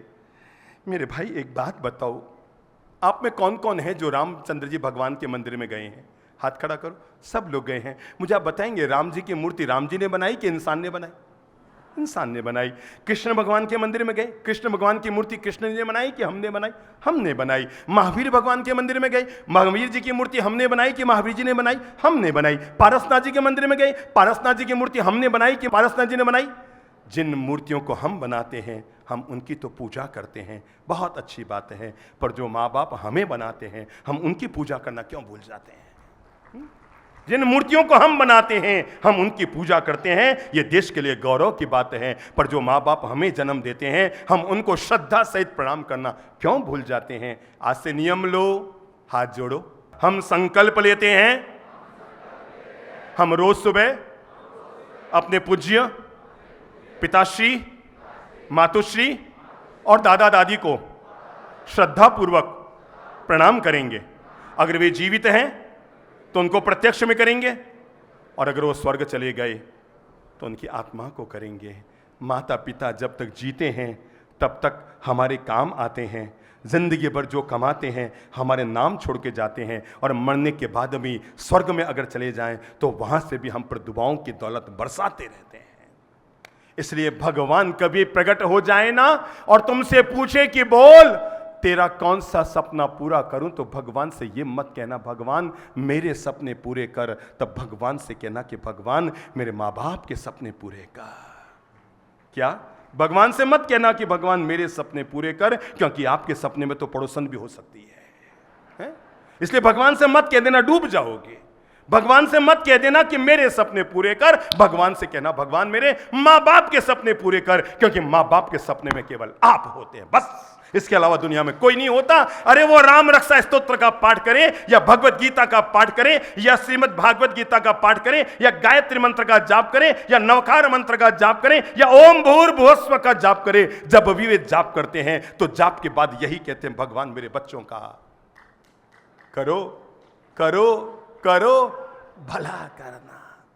अब इससे बड़ा भगवान दुनिया में क्या होता है मुझे नहीं पता। अगर आप दूसरा काम कर सकते हैं तो जरूर कीजिए। पहला मैंने कहा घर को घर मानने के बजाय मंदिर मानिए और मंदिर में माता पिता को भगवान की मूर्त मानकर उनकी सेवा को, उनकी शुश्रूषा को, उनके प्रणाम को, उनकी कृपा को अपने जीवन के लिए वरदान मानिए और उनकी सेवा करके जीवन का सौभाग्यमयी पल, क्या कहा मैंने, जीवन का जो आंख बंद करके प्यार करे उसे प्रेमिका कहते हैं, जो आंख दिखा दिखा कर प्यार करे उसे पत्नी कहते हैं, जो आंख बंद करके प्यार करे उसे प्रेमिका कहते हैं, जो आंख दिखा दिखा कर प्यार करे उसे पत्नी कहते हैं, पर जो आंख बंद होने तक भी जिंदगी भर आपको प्यार करते रहे दुनिया में उसी को माँ बाप कहते हैं। पत्नी भगवान का दिया हुआ उपहार है, उसे खूब प्यार दीजिए, पर जीवन भर याद रखिए माँ बाप उपहार में आए हुए भगवान हैं, उनका बहुत सम्मान कीजिए। मैं ये नहीं कहता कि पत्नी का ध्यान मत रखो, जरूर रखो, वो धर्म पत्नी है, उसका ध्यान रखो, बच्चों का ध्यान रखो, पर जब जब माई फैमिली का फोटो खींचो ना मोबाइल में, सेल्फी ले ना और नीचे आप क्या लिखेंगे माई फैमिली, तो उसमें देख लो आपके मम्मी पापा है कि नहीं। मम्मी पापा नहीं है तो मत लिखो माई फैमिली, उसके नीचे लिखो अधूरी फैमिली। क्या लिखो, क्या लिखो, क्या लिखो, बोलो बोलो। अगर आप अपनी बीवी बच्चे हैं इनके साथ एक फोटो खिंचवाकर स्टेटस में अगर आप डाल रहे हैं, अगर माँ बाप साथ में खड़े हो तो लिखने का गौरव करना माई फैमिली, और अगर माँ बाप नहीं है तो ये जरूर लिखना अधूरी फैमिली। माई फैमिली तो वो आएंगे तब मेरी माई फैमिली होगी, अगर वो हैं तो आपकी फैमिली है, और वो नहीं है सौभाग्यशाली होते हैं मेरे भाई जिनके घर में बूढ़े माँ बाप का साया होता है। बूढ़ा पेड़ फल तो नहीं देता पर छाया जरूर देता है, इसलिए वे लोग किस्मत वाले हैं। आज घर जाओ ना तो अपने आप को तौलना, घर में दादी सा है, गौरव करना, मैं किस्मत वालों, मेरे घर में दादी सा है, मेरे घर में 100 साल के दादा सा है, मेरे घर में 80 साल की बूढ़ी मम्मी है, मेरे घर में 85 साल के पापा हैं। मेरे भाई उसी का नाम तो परिवार है, जहां पर ये सब हैं इनके कारण घर स्वर्ग है। ये है तो घर है, बाकी तो सबके मकान है। जीवन में जोड़ने लायक जो दूसरी बात मैं आपको बता रहा हूं वो है, अगर घर में किसी भी प्रकार का कोई तनाव या टूटन है तो मन को पॉजिटिव बनाइए। क्या कीजिए, एक बात याद रखिए, फटे हुए वस्त्र को सांधा जा सकता है, यस नो, यस, फटे हुए वस्त्र को, ये फट गया है तो सुई धागा लेके सांध लेंगे। नंबर 2, फटे हुए दूध से रसगुल्ला बनाया जा सकता है, यस नो, यस। जब फटे हुए कपड़े को सांधा जा सकता है और टूटी हुई लकड़ी को फेविकॉल से चिपकाया जा सकता है, जब फटे हुए दूध से रसगुल्ला बनाया जा सकता है, तो एक बात तय है, टूटे हुए परिवार को भी वापस जोड़ा जा सकता है। हो सकता है कभी कोई बात हो गई, हमने तो जीवन में हजारों हजार किस्से, इस शहर में भी कई हुए होंगे, हजारों हजार किस्से हैं जिन भाइयों में बोलचाल नहीं थी, आना जाना नहीं था, नमस्ते दुआ सलाम नहीं था, हमने हजारों लोगों को ऐसे जोड़ा। मैं आपको बताऊं, एक शहर में हमारा चातुर्मास था, नजर ध्यान में लीजिए और इस घटना को ध्यान से सुनना, जो जीवन भर आपको महान प्रेरणा देती रहेगी कि टूटे हुए रिश्ते वापस कैसे सांधे जा सकते हैं। एक शहर में हमारा चातुर्मास था, जब हमारी जैसे अभी ये 50-60 दिन की प्रवचनमाला पूरी हुई तो वहां भी बड़े मैदान में प्रवचनमाला थी, वो पूरी हुई। हमारे एक नियम है, हम 2 महीना मैदान में बोलते हैं, तब हम झील और तालाब रहते हैं, लोग आके पानी पीते हैं अब कल सुबह से हम लोग नदी बन जाएंगे। अब हम एक एक कॉलोनी में जाएंगे, एक एक क्षेत्रों में जाएंगे, कॉलेजों में जाएंगे, कारागार में जाएंगे, हम कॉलोनियों में, घरों में जाएंगे और वहां पर जाकर ज्ञान का दीप लोगों को बांटेंगे। अभी तक हम थे झील, आप आ रहे थे, कल सुबह से हम बन रहे नदी। शहर के हर कोने कोने में हम जाएंगे और ज्ञान की ज्योति हम लोगों में बांटेंगे। तो वहां भी हमने यही किया। 2 महीना हमारा सत्संग हुआ। मैं बता रहा हूं, टूटे हुए रिश्ते सांधे कैसे जा सकते हैं, कैसे चमत्कार हो सकता है जिंदगी में। लोग कहते हैं ना, ये चंद्रप्रभ जी, ललित प्रभु महाराज की बातें जिंदगी में चमत्कार करते हैं। मैं बताऊं आपको करती कैसे है। घटना को मैं लाइव कर रहा हूं। अब एक महानुभाव आए और आकर कहने लगे, गुरुदेव मैं आपका शहर का सबसे बड़ा समारोह रखना चाहता हूं और पूरे सकल समाज का 15,000 लोगों का खाना रखूंगा और सत्संग में 15,000 लोग आएंगे। मैं बड़ा आपके शहर के इतिहास का सबसे बड़ा कार्यक्रम करूंगा। हमने कहा ठीक है भाई, जैसी आपकी मर्जी। प्रायकर हम ऐसा कभी नहीं चाहते कि हमारे प्रवचन के बाद भोजन और जीवन की व्यवस्था पर करे, तो उसकी मर्जी। अब उन्होंने पूरे शहर को निमंत्रण दिया। ध्यान से सुनना घटना को। हमारी बातें इंसान की जिंदगी को कैसे बदलती है और घर को स्वर्ग कैसे बनाती है। उन्होंने बड़ा आयोजन किया। ये जो पंडाल है ना, इससे भी 3 गुना बड़ा पंडाल बनवाया उन्होंने, और भोजन के लिए अलग पंडाल और प्रवचन के लिए अलग पंडाल। जिस दिन कार्यक्रम था उसके पहले दिन शाम को समाज के 4-5 वडील, जैसे यहां पर बैठे ना, इस समाज के जो वडील लोग इधर बैठे हैं, ऐसे समाज के 4-5 वडील लोग आए और आकर के कहा, गुरुदेव एक जरूरी बात आपसे करनी है। हमने कहा फरमाओ। कहने लगे, गुरुदेव आप अंधेरे में हैं। मैंने कहा कोई बात नहीं, आप उजाला कर दो। कि बात यह है कि जो महानुभाव आपका कार्यक्रम करा रहे हैं, ये सगे 2 भाई हैं, मां जय भाई हैं। इनमें इतनी ज्यादा दूरियां हैं गुरुदेव, इसने 15,000 कार्ड बांटे हैं पर अपने सगे मां जय भाई को कार्ड नहीं दिया, कार्ड में नाम नहीं छापा, उनको निमंत्रण नहीं भेजा है। आप ये अवसर आया है, सुना है कि आप तो लाखों भाइयों को आपस में जोड़ते हैं। अगर आज आप नहीं जोड़ पाए तो इनको दुनिया में कोई नहीं जोड़ पाएगा। आप कोई चमत्कार करो। हमने कहा भाई अब चमत्कार करें, अब हम तो दूसरे भाई को तो जानते नहीं हैं, इस वाले को बुला दो फोन करके। उन्होंने उनको फोन किया, वो गाड़ी लेकर पति पत्नी दोनों आ गए। अब जैसे हम यहाँ ठहरे हुए हमारे पास आए, सांझ के कोई 3:30, 4, 5 बजे उसके बीच आए थे। आकर बैठे, गुरुदेव आपने याद किया। मैंने कहा हाँ, आपके कार्यक्रम के सब, अरे गुरुदेव सब A1 तैयारी हो गई, सब A1 व्यवस्था हो गई, ये व्यवस्था वो व्यवस्था, पंडाल में भोजन की वो व्यवस्था है और रसोई हमने बाहर से भी बुलाए हैं। इस शहर में ऐतिहासिक ये कार्यक्रम होगा, इतना बड़ा बोर्ड और इतना बड़ा प्रवचन पहली बार सत्संग का शहर में हो रहा है, ये वो। मैंने कहा देख लो भाई, फिर आपको कल सबको कार्ड वार्ड बांट दिया। और हाँ गुरुदेव, एक घर नहीं छोड़ा, मैंने 20 कमेटियां बनाई और एक एक घर में समाज में कार्ड भेजा है। मैंने कहा देख लो, कोई परिवार में नहीं छोड़ेगा, आपका भाई बंधु फिर आपको ओढ़वा रह जाएगा कोई। मैंने जैसे ही भाई कार, उन्होंने कहा गुरुदेव हम आपसे झूठ नहीं बोलेंगे, हम मेरे सगा माँ जय भाई है, हमारे उनके आना जाना बोलचाल ब्याह शादी मरना पड़ना सब हो गया, पर हमारा उनके यहाँ कार्ड नहीं गया। तो हमने कहा भाई साहब उनको भी कार्ड दे के आ जाओ। क्या कहा हमने, उनको भी क्या कर दो, कार्ड दे के आ जाओ।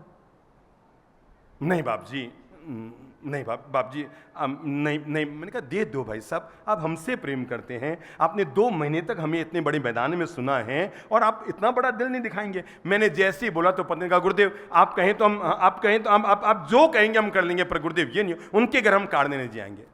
मेरे मुंह से निकल गया। मैं इनका बहन जी आप तो चुप रहो, अब मैं इनसे बात कर रहा हूँ। उसका तो माथा हो गया फ्यूज, वो तो किनारे जाके बैठ गई। अरे मैंने कहा ललित सागर महाराज तू भी कितना बेवकूफ़ है, कल इसी के हाथ की रोटी खानी है तुझे और आज तेने इसी का मूड खराब कर दिया। अब वो सीधी बोल पड़ी, उनको तो हम नहीं देंगे, तो मेरे मुंह से निकल गया। मैं वैसे बहुत प्रेम और मिठास से बोलता हूँ। मैंने उनको पति को कहा, मैंने कहा भाई साहब आप देख के आ जाओ, बहुत अच्छा रहेगा, ये अवसर है प्रेम मिठा। नहीं गुरुदेव आप जो कहें कर लेंगे, इस मैटर को छोड़ दो। 3-4 बार कह दिया, तब भी वो टस से मस न हुए। तो मैंने कहा भाई साहब कार्ड निकालो। तो कार्ड होता ना, लिफाफे में डाल के कार्ड निकाला, उसमें लिखा हुआ था उनका नाम, ऐसे होता ना प्रेषक में ऐसे नाम छपा रहता है। हमने पेन लिया, उनके नाम को क्रॉस किया और नीचे लिख दिया प्रेषक यानी निवेदक ललित प्रभ चंद्रप्रभ महाराज। क्या लिख दिया, चंद्रप्रभ ललित प्रभ महाराज। हमने कहा भाई साहब अब आप जाइए और उनके घर कार्ड दे आइए, अब आपको पोस्टमैन बनना है, आपका तो इसमें नाम ही नहीं है, आपका नाम हट गया, अब हमारा नाम है, आप तो जाकर के उनको दे दो कि महाराज साहब ने भेजा है। अब वो अपनी पत्नी को देखे, मतलब हाँ कहूं कि ना कहूं, किसको देखे, किसको देखे, पत्नी को देखे कि हाँ कहूं कि ना कहूं। मुझे लगा अब थोड़ा सा, मैंने कहा भाई साहब अब इसे गुरु आज्ञा मान लीजिए, आप जाइए और जाकर कार्ड दे आइए। अगर आप चाहते हैं कि कल आपके सत्संग में हमारा प्रवचन हो तो आप खड़े होकर के कार्ड दे के आ जाइए। वो एकदम से हिल गए, पत्नी को लेकर गए वहां पर। मैं उस शहर की कहानी कह रहा हूं जहां हर घर के बाहर झूले होते हैं। वो पति पत्नी झूले में झूल रहे थे। कौन? उसका भाई और उसकी पत्नी बाहर घर के बरामदे में झूले में झूल रहे थे। वो गए और वो घर के बारे कितना लोहे का दरवाजा, क्या कहते हैं उसको, वो है मुख्य फाटक जो होता है ना, उसको खोला और दरवाजे से यूं कार्ड फेंका, महाराज साहब ने भेजा है, और फेंक के आ गए। आए हमारे पास और आकर कहा गुरुदेव आप देख लेना वो मर ही नहीं आएगा। क्या कहा? वो मर ही नहीं आएगा। मैंने कहा मरी क्या नहीं आएगा, जिंदा आएगा। हमारे नाम का कार्ड गया है, मरे क्या नहीं आएगा, जिंदा आएगा। दोनों चले गए। हम समझ नहीं पा रहे थे हमने उनसे सही कराया है कि गलत कराया है, पर परमात्मा हमसे जब भी प्रेम और मिठास का कोई काम कराता है ना, जीवन में परमात्मा की एक कृपा रही है। जब भी दो भाइयों को मिलाने का काम पड़ा है, आज तक जिंदगी में कोई दांव हमारा खाली नहीं गया है। 100% सफल हुए हैं। और यही हुआ। अगले दिन जैसे अभी भरे हुए ना हजारों लोग यहाँ पर, ऐसे हजारों लोग बैठे थे। एक व्यक्ति मंच पर हमारे पास आया और आकर कान में कहा गुरुदेव। मैंने कहा क्या? वो वाला भाई आया है, पीछे बैठा है। समझ में आ गई? वो वाला भाई आया है, पीछे बैठा है। उस दिन चंद्रप्रभ जी बाप जी का प्रवचन था। तो हमारी एक आदत है, हम जब भी बोलते हैं ना प्रेम मिठास से बोलते हैं। हमने जिंदगी में कभी भी, मैंने जब से प्रवचन देना सीखा है ना, मेरे बड़े भाई चंद्रप्रभ जी मुझे एक ही नियम दिलाया था कि ललित महाराज जीवन में एक बात ध्यान रखना, जब भी बोलो पॉजिटिव बोलना। किसी धर्म, किसी पंथ, किसी परंपरा, किसी समाज, कभी भी किसी के लिए नेगेटिव मत बोलना। जब भी बोलो सकारात्मक और पॉजिटिव बोलना। हमने आज तक, हमारे हजारों प्रवचन यूट्यूब में होंगे, पर हमने जिंदगी में आज तक किसी परंपरा के लिए नेगेटिव नहीं बोला है। जब भी बोला है पॉजिटिव बोला है, सकारात्मक बोला है, उनकी अच्छी बातों का समर्थन किया है। हम जब भी बोलते हैं और जहां भी बोलते हैं, इसलिए हमारे प्रवचन में 36 कौम के लोग आते हैं। उनको पता है ये महाराज कभी किसी के लिए नेगेटिव नहीं बोलते हैं। और इसलिए आपको पता है हमारे यहाँ ओसवाल, माहेश्वरी, अग्रवाल, ब्राह्मण, माली, सुथार, मुझे जातियों के नाम नहीं आते, जहां हम हिंदी प्रदेशों में प्रवचन देते हैं ना, 36 कौम के लोग आते हैं। इस दुनिया में हजारों संत हैं जो जैनियों के हैं, हजारों संत हैं जो सनातनियों के हैं, पर इस दुनिया में हम वो संत हैं जो 36 कौम के हैं। हर इंसान के जीवन की भलाई करने की सोचते हैं। हमें किसी ने बताया बाप जी वो आए हैं। हमने कहा ठीक है। बाप जी का प्रवचन हुआ, लोग उसको लेकर आए। उन्होंने आके कहा गुरुदेव प्रणाम, बाप जी प्रणाम, बाप जी प्रणाम, बाप जी गुरुदेव प्रणाम। मैं कहा वो पधारो। नहीं बाप जी बस आपकी सौगंध, लिफाफे पे आपका नाम था इसलिए मैं आ गया, नहीं तो मैं मर ही नहीं आता। हुआ क्या था, वहाँ कार्ड दिया गया घर में, और कार्ड दे के वो तो निकल गई, और निकलने के बाद पति पत्नी में बहस हो गई। पत्नी ने कहा मर ही नहीं जाना है, बच्चों ने कहा पापा जी अपन कोई हालत में नहीं जाएंगे। सभी घर के लोग सो गए। रात को यही निर्णय था कि अपन नहीं जाएंगे। अरे जब घर में शादियां हो गई, मरना पड़ना हो गया, तब अपन नहीं गए तो महाराज साहब के प्रवचन और जीवन में अपन क्यों जाएंगे? और उन्होंने अपना नाम काटकर महाराज साहब का नाम लिख के दिया है, अपन मर ही नहीं जाएंगे। घर के सब लोग सो गए, पर जो भाई था घर का मालिक, वो रात भर अपने बेडरूम में चलता रहा, घूमता रहा। हमारा चेहरा उनका पीछा करता रहा। मेरे भाई का कार्ड नहीं, ललित चंद्रप्रभ महाराज के नाम का कार्ड है। इतने बड़े संतों ने अपने हाथ से नाम लिख के भेजा है। कहीं उनका अपमान नहीं हो जाए, समाज में कहीं ये नहीं हो जाए कि अरे यार महाराज ने नाम लिख के भेज दिया, फिर तो आ जाना चाहिए था। क्या करूं, क्या करूं, क्या करूं, क्या करूं। सुबह उसका माथा इतना भारी हो गया, उसने 6 बजे अपने पत्नी को हिलाया, बच्चे और बहुओं को बुलाकर कहा मेरा माथा भारी हो गया, मैं रात भर नहीं सो पाया हूं। ऐसा लगता है महाराज साहब का चेहरा बार बार मेरे दिमाग में आ रहा है और मुझे लगता है मुझे जाना चाहिए। बच्चों ने कहा अपन नहीं जाएंगे। अंततः निर्णय हुआ अपन जाएंगे, पर उस घर का खाएंगे नहीं।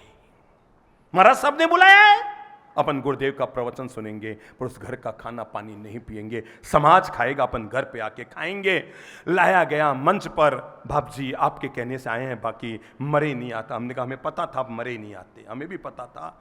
हम नीचे उतरे, पंडाल के बाहर निकले। पंडाल के बाहर ऐसे खाना था, तो उन लोगों ने हमारे लिए आहार एक अलग से कक्ष में रख रखा था। हम बाहर गए तो वो भाई और उनकी पत्नी खिसकने लगे, बाप जी हम जाएं। मैंने कहा चलो, नहीं बाप जी बस, नहीं बाप जी बस। मैंने कहा चलो ना अंदर चलो, आपके हाथ से आहार लेते हैं। अब किसी भी सदग्रस्त को ये कह दे भाई संतों को अपने हाथ से आहार देना है, तो मुंह पर ना कहने की हिम्मत नहीं कर पाएगा। मन को मसोसते हुए वो अंदर चले। अंदर चले तो गजब का नजारा हो गया। टेबल यूं पड़ी थी, उस पर अलग अलग मिठाइयाँ थी, उसमें रसगुल्ले भी थे जो उन्होंने जीमण में किए होंगे।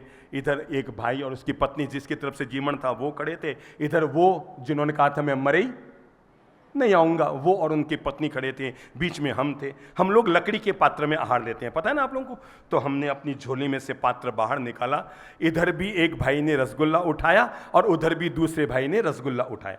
दोनों भाइयों ने रसगुल्ले उठाए और उठाकर हमारे पात्र में यूं डालने लगे। जैसे ही उन्होंने हमारे पात्र में डालना चाहा, हमने अपना पात्र पीछे कर लिया। हमने कहा भाई साहब, अगर आप सच में संतों के पात्र में आज आहार देने का सौभाग्य प्राप्त करना चाहते हैं तो प्लीज हमारे पात्र में मत दीजिए, एक दूसरे के मुंह में देने का आनंद लीजिए। हमने कहा अगर आप सच में संतों को आहार देने का सौभाग्य हासिल करना चाहते हैं तो आज आज आज आज ये बाजी हो ही जाए जिंदगी में कि हमारे पात्र में मत दीजिए, आज आप एक दूसरे के मुंह में दीजिए। हमारा ये कहना था कि दोनों के हाथ पीछे खिसक गए, भ्रुकुटियां तन गई। बिल्कुल एक दूसरे को मतलब ऐसा लगा कि जैसे हमने कोई बहुत बड़ी गलती कर दी। मुझे लगा अब दांव खेलने का अंतिम मौका है, पर मैंने पहली बार थोड़ा सा तेज और मैंने दोनों का और मैंने पकड़ के दोनों के हाथ और एक दूसरे के मुंह में रसगुल्ले डलवा ही दिए। जैसे ही एक दूसरे के मुंह में रसगुल्ले गए, आजू बाजू के 100-200 लोग खड़े थे, सबने खोले अपने हाथ और तबीयत से ताली बजाई। बाप जी क्या चमत्कार कर दिया। ऐसे ही एग्जीबिशन ग्राउंड जैसा ग्राउंड था, हम दोनों भाइयों को पंडाल में लेकर आए। माइक मैन को बोला माइक चालू करो। पंडाल में हजारों लोग खाना खा रहे थे, प्लेटें सबके हाथ में थी। मैंने कहा सब अपना मुंह इधर करो। जब दोनों सभी लोगों ने, पूरे गांव में फेमस था, दो भाइयों में झगड़े, दोनों भाइयों को एक साथ देखा। हमने उस मंच पर दोनों भाइयों को खड़ा करके और उनके दोनों बहुओं को उस मंच पर एक थाली में खाना खिलाने का सौभाग्य हासिल किया। मैं आपको ये बताना चाहता हूँ, अगर मन को बड़ा कर लो तो टूटन भी दूर की जा सकती है। इसलिए दूसरा मंत्र अगर आप हम गुरुजनों से लेना चाहते हैं तो अपने जीवन में जरूर जोड़ लो, और वह है घर के टूटन और तनाव को दूर कर दो। एक छोटा सा शब्द अपनी जबान में जोड़ लो। बड़े भाई को अगर सॉरी कहना है तो इसमें कौन सा संकोच है, कह दो भाई साहब सॉरी। आपको लगता है ना आपकी उनसे थोड़ी सी नेगेटिविटी हो गई है, यहाँ से बाहर जाओ ना, भोजन की थाली बाद में लेना। अगर आप सच में हमसे प्रेम करते हैं, एक मोबाइल घुमाना, एक मोबाइल डायल करना और जो भाई सामने फ़ोन उठा लेना, केवल इतना सा कह देना सॉरी भैया। क्या कह देना? मुँह से बोलो, मुँह से बोलो, मुँह से बोलो सॉरी भैया। मैं दावा करता हूँ आपकी ये 3 सेकेंड का ये वक्त अगर आपके 30 साल के भविष्य को न सुधार दे तो हमारा प्रवचन सुनना बंद कर दीजिए। केवल 3 सेकेंड का शब्द सॉरी भैया। आज अगर मैं चंद्रप्रभ जी महाराज को सॉरी कहने में संकोच खाऊंगा, मैं दुनिया में इंसान कहलाने का भी हकदार नहीं होऊंगा। बड़े भाई को सॉरी कहने में क्या, और मैं कहता हूं खुदा न खास्ता छोटे भाई का मन दुख गया और बड़े भाई ने चलाकर एक कदम बोल दिया। सॉरी कहने का मतलब ये नहीं कि आप गलत हैं, सॉरी कहने का मतलब ये है कि आप रिश्तों को निभाना जानते हैं। अगर आप तीसरा काम कर सकते हैं तो ज़रूर कीजिए, और वह है घर में शब्दों का इस्तेमाल बहुत सावधानी से कीजिए। ये आपके जो शब्द होते हैं ना, ईगो वाले शब्द, अहंकार वाले शब्द, घर को तोड़ने वाले शब्द, आपस में दूरियां बढ़ाने वाले शब्द मत बोलिए। प्रेम से बोलिए, मिठास से बोलिए, ईगो में मत बोलिए, शांति में बोलकर देखिए। शब्द आपके घर को स्वर्ग बनाने का काम करेंगे। घर में जब भी बोलो प्रेम से, शांति से, मिठास से, धीरज से बोलिए, क्योंकि आपके शब्द राड़ पैदा न करें, आपके शब्द लाड़ पैदा करें। राड़ नहीं, क्या बोलेंगे? लाड़, जो लाड़ वाले शब्द हो ऐसे घर में शब्द बोलिए। सासू माँ अपनी बहू से भी बहुत सम्मान से, प्रेम से, मिठास से बोलो। वो आपके घर में आई है, आपके घर को बसाने के लिए अपने माँ बाप को छोड़कर आई है, परिवार को छोड़कर आई है, अपने सगे भाई को छोड़कर आई है। मेरी बहनों, मेरे पास एक माता जी आए थे, कहने लगे बाप जी मैंने एड़ी बहू मिली है, मैंने एड़ी बहू मिली है, मैंने एड़ी, मैं क्या एड़ी कैड़ी? अरे बाप जी कोई बताऊं है, कोई बताऊं बाप जी, 8 बजे मारो बेटो ले जाने बेडरूम में चाय पावे, जन तो भी महारानी री आंख खुले। कहीं कहो 8 बजे मारो बेटो बिने ले जार चाय पावे, जन मेरी आंख खुले बाप जी। पण મને જવાઈ ઘણી ચોખ્ખો મળ્યો। મેં કે मतलब अरे बाप जी घणी ચોખ્ખો મળ્યો, મારી બેટી શું કંઈ કામ નહીં કરાવે, સિગલો કામ વही કરને મારી બેટીને દેવે। बेटी आराम करे तो मन में आनंद आता है, वही आनंद घर में बहू आराम करे तब भी महसूस कीजिए आपका घर स्वर्ग बनेगा।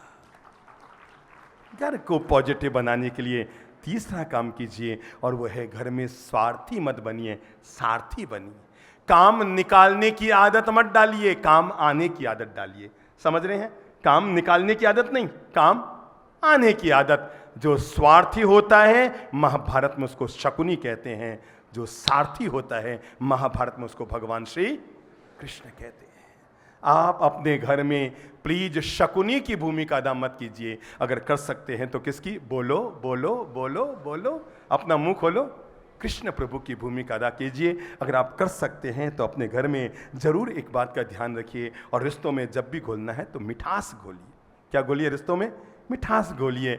अगर आप थोड़ी सी सावधानी रखेंगे जिंदगी में तलाक की नौबत घर में नहीं आएगी। समझ गए ना?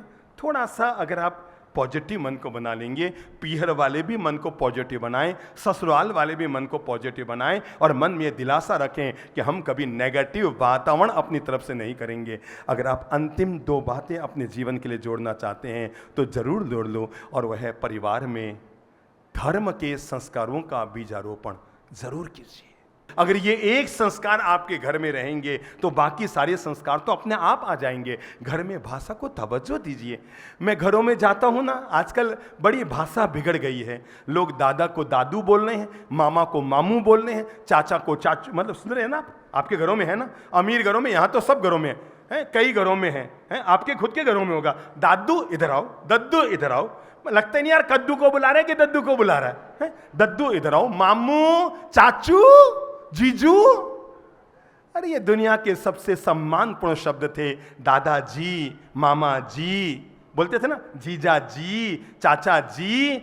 अगर समय रहते आपने अपने घर के सांस्कृतिक पतन को न रोका, अपने घर की भाषा को अगर आपने संस्कारित नहीं किया, सावधान, आज तो दादा दादू बने हैं, चाचा चाचू बने हैं, मामा मामू बने हैं, जीजा जीजू बने हैं। 5-10 साल बाद जब हम हैदराबाद वापस लौट कर आएंगे ना, आप ही के घर की कहानी कहूँगा। जैसे दादा दादू, चाचा चाचू, मामा मामू, जीजा जीजू बन गए हैं, ऐसे ही पापा अगर पप्पू ना बन जाए तो मुझसे कह देना। फिर बच्चे कहेंगे पप्पू इधर आओ, इधर आओ पप्पू। क्यों अपने घर के भविष्य को बिगाड़ रहे हो मेरे भाई? कल सुबह जब आपका पोता बोले ना दादू, तो उसको पूछना कौन है? कौन है? 3 दिन आप सुधरेंगे, चौथे दिन पोता और पोते का बाप भी सुधर जाएगा। 3 दिन पहले आपको तय करना पड़ेगा। मैं अपने घर के संस्कारों को, आप भी कितने बूढ़े हैं? वो के दादू गेला कठीरा। बूढ़े लोग घर को खुद गिरा रहे हैं अपने लिए। अरे रामू को रामू कहो, बात जमती है, पर दादा को दादू कहो, ये बात तो गले नहीं उतरती ना। घर में धर्म का बीजारोपण करो।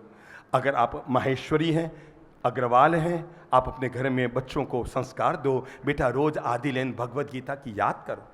अगर आप ओसवाल जैन परिवार में पैदा हुए हैं, बच्चों को संस्कार दो। बेटा 24 तीर्थंकर के नाम याद करो। बेटा नवकार मंत्र को याद करो। बेटा घर में धर्म का बीजारोपण करो, ताकि बूढ़ापे में जब कभी हम बीमार पड़ जाएं तो केवल हमारे ड्रिप ना चढ़ रही हो, केवल हम ऑक्सीजन पे ना हो, केवल हम वेंटिलेटर पे ना सोए रहे उस समय हमारे कान में भगवान की वाणी भी सुनने का सौभाग्य मिल सके। और ये तभी मिलेगा जब मैंने आज का अंतिम मंत्र दिया है, और वह है घर में, बच्चों में। जैसा आप उनकी पढ़ाई के लिए जागरूक रहते हैं, वैसे ही धर्म का बीजारोपण करने के लिए भी जागरूक रहिए।